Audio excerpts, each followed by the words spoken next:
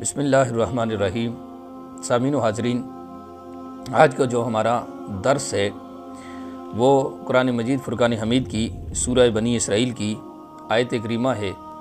اللہ تبارک و تعالیٰ نے ارشاد فرمایا، اِنَّا عِبَادِی لَیْسَ لَکَ عَلَیْہِمْ سُلْطَانٌ وَکَفَىٰ بِرَبِّکَ وَکِیلًا۔ اس آیت کریمہ میں اللہ تبارک و تعالیٰ نے ارشاد فرمایا، اے شیطان، بے شک جو میرے خاص بندے ہیں ان پر تیرا کچھ بھی قابو نہیں ہے اور تیرا رب کافی ہے حفاظت کرنے کو۔ یہ اس کا معنی ہوا اس آیت کریمہ کا۔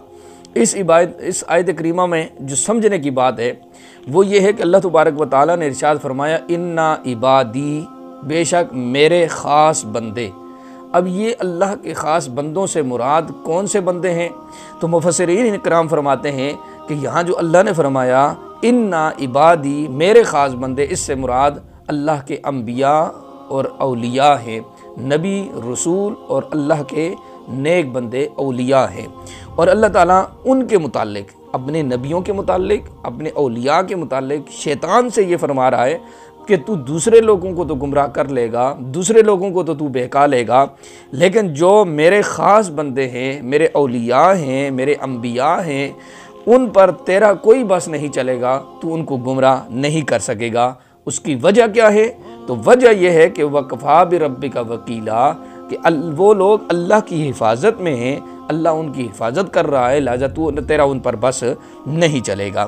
دوسری چیز اس آیت کریمہ سے جو ہمیں معلوم ہوئی وہ یہ معلوم ہوئی کہ انبیاء کرام گناہوں سے معصوم ہیں اور اولیاء کرام گناہوں سے محفوظ ہیں۔ یہ دو الگ الگ چیزیں ہیں کہ انبیاء کرام گناہوں سے معصوم ہیں، اولیاء کرام جو ہیں وہ گناہوں سے محفوظ ہیں۔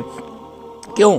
انسان کو گناہ شیطان کے بہکانے کی وجہ سے کرتا ہے، شیطان بہکاتا ہے تو انسان گناہ کرتا ہے، اس وجہ سے اس سے گناہ سرزد ہوتے ہیں۔ جب شیطان ان کو بہکا ہی نہیں سکے گا، انبیاء کو، اولیاء کو شیطان بہکا ہی نہیں سکے گا تو ان سے گناہ بھی ظاہر نہیں ہو سکتے۔ اسی کو عصمت انبیاء کہا جاتا ہے، یعنی کسی زمانے میں کسی بھی وقت کسی بھی نبی سے کوئی گناہ سرزد نہیں ہو سکتا، اور نہ گناہ صغیراً عمداً سرزد ہو سکتا ہے۔ کسی صورت میں بھی کسی نبی سے کوئی گناہ سرزد نہیں ہو سکتا، یہ محال اور ناممکن ہے، اسی کو معصوم ہونا کہتے ہیں۔ اور جب کہ محفوظ ہونے کے معنی کیا ہے؟ تو محفوظ ہونے کے معنی یہ ہے کہ گناہ ہو تو سکتے ہیں لیکن ہوتے نہیں ہیں۔ تو اللہ تبارک و تعالیٰ کے نبی معصوم ہیں، ان سے گناہ ہو سکتے ہی نہیں، اور محفوظ اللہ کے اولیاء ہیں جن سے گناہ ہو تو سکتے ہیں لیکن وہ گناہ کرتے نہیں۔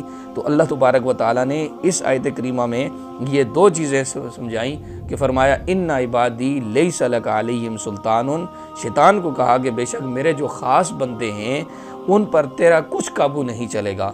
تو اللہ تبارک و تعالیٰ کی بارگاہ میں دعا ہے کہ اللہ بھی ہمیں اپنے ان خاص بندوں میں شامل فرما دے جن پر شیطان کا کوئی زور نہیں چلے گا، وہ اللہ کی حفاظت میں آ جائیں گے اور گناہوں سے ہمیشہ ہمیشہ کے لیے بچ جائیں گے۔ اللہ تبارک و تعالیٰ ہم سب کو بھی گناہوں سے محفوظ رہنے کی توفیق عطا فرمائے۔